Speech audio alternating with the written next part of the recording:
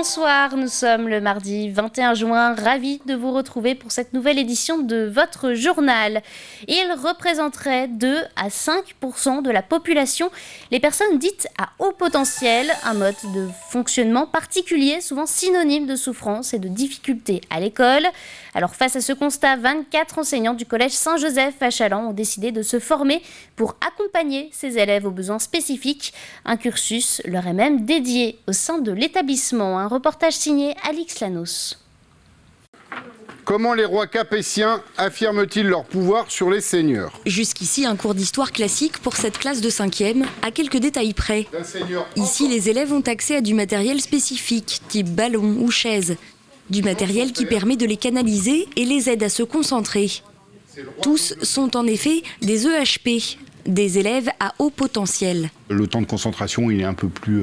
Ils ont besoin de bouger. Souvent, l'image qu'on a, c'est un élève qui est bon ou qui a des très bons résultats, etc. Mais ça va... Enfin, c'est pas ça, en fait. C'est des élèves qui ont beaucoup de mal à gérer leurs émotions. Tout, ça tourne beaucoup autour de l'émotion, en fait. Dans ce collège, une vingtaine de professeurs a choisi de se former depuis 2 ans et de créer ce cursus de 5e et 4e pour accompagner au mieux ces élèves à besoins spécifiques. On est sur le côté cerveau qui bouillonne, qui a besoin d'activité, qui peut s'ennuyer très vite. Voilà. Donc pour ça, on leur propose par exemple d'avoir un cours d'échecs toutes les semaines, qu'il n'y a pas dans les autres classes. Et puis on travaille aussi sur tout le côté compétences psychosociales. Donc on est accompagné par une sophrologue aussi pour travailler sur les émotions, sur la confiance en soi, parce que c'est pas toujours évident. En effet, pour beaucoup, malgré de grandes capacités, l'ennui et l'isolement ont longtemps rimé avec la scolarité. Mais depuis la création de ce cursus, pour certains, tout a changé. Beaucoup plus de confiance en lui, c'est vrai qu'il est beaucoup plus ouvert et voilà quoi.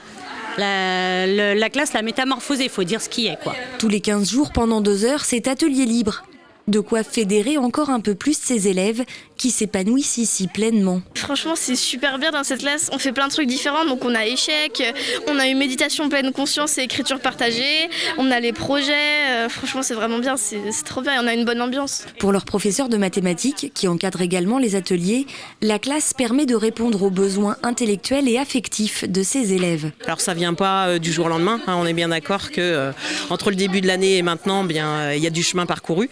Pour certains, ils pouvaient être à la limite d'être en décrochage scolaire. Et là, maintenant, ils viennent à l'école avec plaisir. Donc, c'est déjà une grande chose. Pour que l'arrivée au lycée ne soit pas trop compliquée, les élèves EHP réintégreront des classes dites ordinaires dès la 3e, tout en continuant d'être accompagnés par des professeurs référents. Notez qu'en Vendée, seulement 3 établissements scolaires proposent un accueil adapté aux élèves à haut potentiel, à Challans, La Roche-sur-Yon et Saint-Laurent-sur-Sèvre. Ouvrons maintenant une page sport avec les skippers de la Vendée Arctique. Après un arrêt précoce de la course, les skippers commencent déjà à faire leur retour au Sables d'Olonne. Manuel Cousin est le premier à être arrivé dans le port vendéen ce matin. Une course qui n'a pas eu le même goût qu'initialement prévu en raison de mauvaises conditions météo. Mais cela ne remettra pas en cause l'existence de la course, comme l'explique Francis Le Goff, invité de la matinale d'aujourd'hui. Regardez l'extrait. Est-ce qu'il faut conserver exactement ce même bateau ? Alors il est trop, ce même parcours, pardon. Il est trop tôt de le dire encore. Il faut prendre le temps, le recul pour trouver la meilleure solution, parce que on voit l'engouement que le public a aussi pour cette course. Et puis c'est aussi une course qui est de préparation pour le Vendée Globe. Il faut que cette course soit dure. Pour la préparation, c'est sûrement le meilleur moyen pour les marins, pour leurs équipes, d'évaluer où est-ce qu'ils en sont dans leur projet en route vers le Vendée Globe 2024.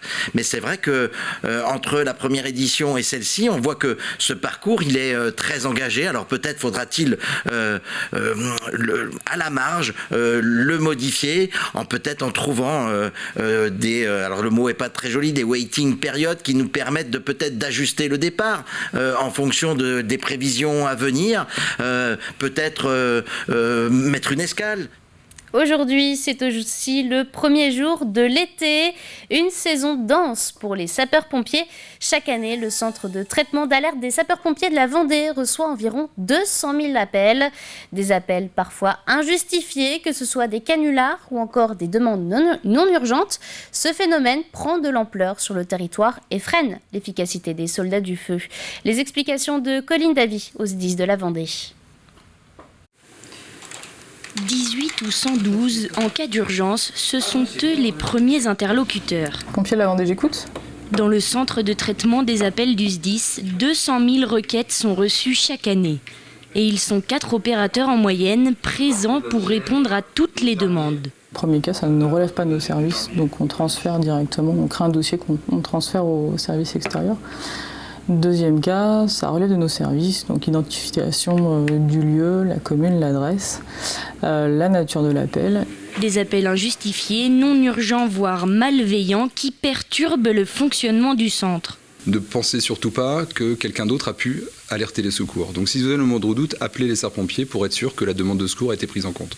En revanche, appeler de façon injustifiée pour une raison qui ne relève pas de l'urgence perturbe le fonctionnement du centre de traitement d'alerte. C'est du temps perdu et c'est surtout de l'indisponibilité pour cet opérateur qui par ailleurs pourrait prendre une réelle urgence en compte. On relève malheureusement régulièrement des appels malveillants, des gens qui s'amusent à appeler plusieurs dizaines, voire centaines de fois les sapeurs-pompiers.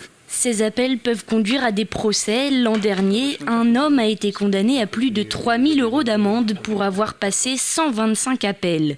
Un geste qui peut être dangereux, notamment à l'approche de l'été. Alors, le département de la Vendée, il est soumis à un fort attrait touristique et c'est une très bonne chose. Donc le service s'adapte en organisant une réponse opérationnelle plus performante, en augmentant le nombre d'opérateurs présents quotidiennement pour faire face à un nombre d'appels plus important et de fait à un nombre d'interventions plus important. Mais effectivement, les bonnes consignes qui veillent à ne solliciter les sapeurs-pompiers qu'à bon escient et de façon justifiée, il est plus que jamais important de rappeler en cette période estivale. L'effectif des opérateurs est doublé en juillet et en août. Ce n'est pas une raison pour composer le 18 à tout bout de champ, car les interventions, elles aussi, sont doublées. Le CODIS, c'est un opérateur, bonjour. Direction à présent la communauté de communes Sud-Vendée Littoral où vient d'être lancé un projet alimentaire territorial. En clair, cet appel à projet lancé par le ministère de l'Agriculture vise à mettre en avant les initiatives en faveur d'une alimentation saine et durable. Une demande à laquelle la collectivité souhaite répondre en mettant en place une politique anti-gaspi et en utilisant des produits locaux pour la restauration collective.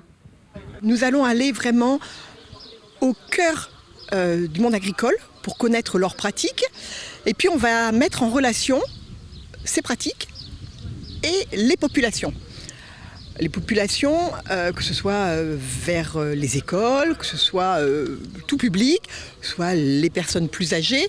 Donc c'est mettre en adéquation, mettre en lien tous ces secteurs d'activité pour être plus près de nous tous, tout simplement. On ne peut plus manger des fraises à Noël, on ne peut plus manger des tomates hors saison. Donc aujourd'hui, on a des productions locales, il faut les valoriser.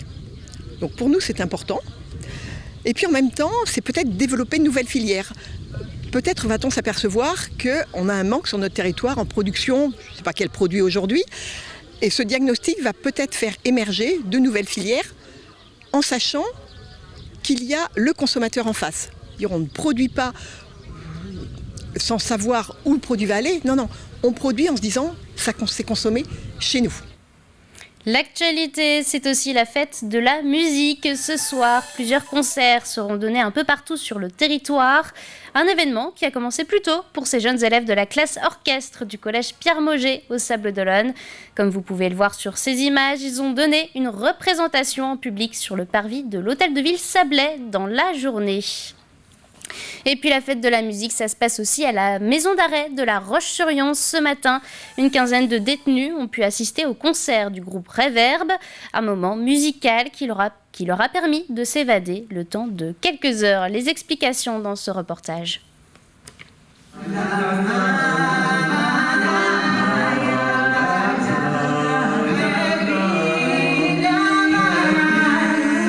Pendant près d'une heure, la cour de promenade s'est transformée en scène musicale. Devant une quinzaine de détenus de la maison d'arrêt de La Roche-sur-Yon, le trio Reverb est venu célébrer ici aussi la fête de la musique. Moi, c'est la première fois que je viens dans une maison d'arrêt, mais pour moi, tout ce qui est... Enfin, c'est pas la même chose, mais malgré tout, maison d'arrêt, hôpital, maison de retraite, tout ça, pour moi, ça fait complètement sens d'aller jouer pour ces personnes-là. Je pense que ça les touche, qu'on vienne jusqu'à eux, en fait, parce que je pense que c'est pas si souvent.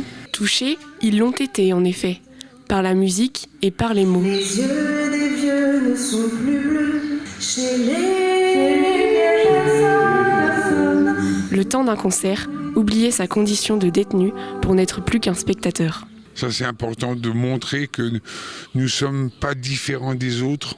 On a les mêmes sentiments que les gens d'extérieur et ça, c'est important. Entre les textes, les thèmes des chansons et les envolées, comme vous dites, ça permet aussi de ressentir quelques émotions.